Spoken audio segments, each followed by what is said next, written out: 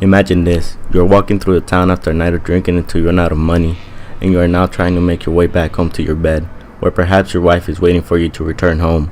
Then you see her from the distance. You notice her long hair, but you quickly move on to see her seductive pose. She offers herself to you rather quickly and easily. You take her up on her offer and let her lead you. Before you know it, you are in a secluded part of town, or worse, you were too drunk to notice you were led to the outskirts of town. When you do notice where you are, it's far too late.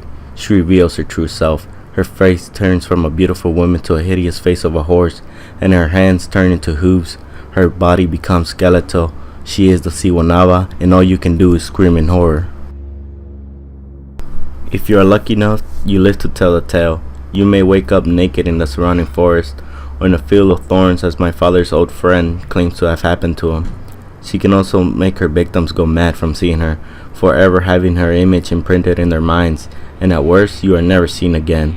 The Siguanaba's tale of origin differs as it is passed down from generation to generation and country to country.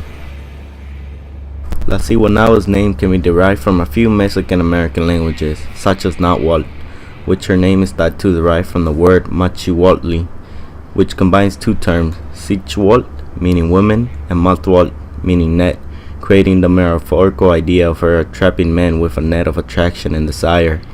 In Quiche Maya, her name is thought to derive from the word Siwan, meaning deep ravine, referring to where she can often be spotted in the countryside. In Guatemala, she is often spotted washing her hair with a golden bow, and sometimes wanders the streets looking for drunk men and scaring young children who misbehave. While in Costa Rica, she can be spotted in rural and isolated areas, scaring those with the misfortune of running into her.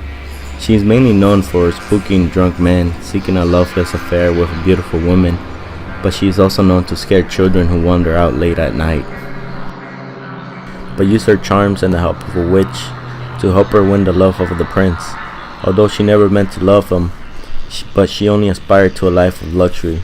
While her husband, the prince, was away at war, she took in lovers without awakening any suspicions, eventually bearing a child of one of her lovers, but she neglected her son, and now planned to remove the prince and the king and have one of her lovers take the throne with the help of the witch. Although she succeeded in getting rid of her husband, the king learned of her plot and sought the help of the gods in the afterlife.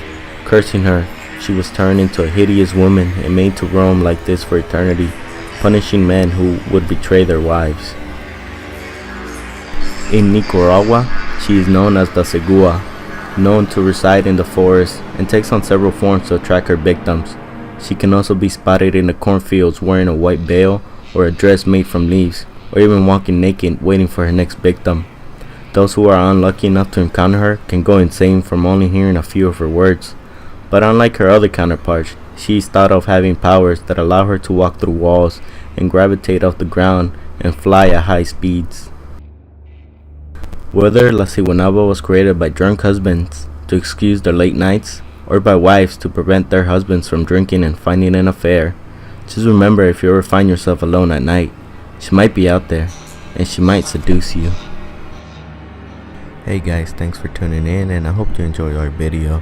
And remember, if you have a story you'd like to share with us, please email it to us. Our email is in the description below, and have a good one.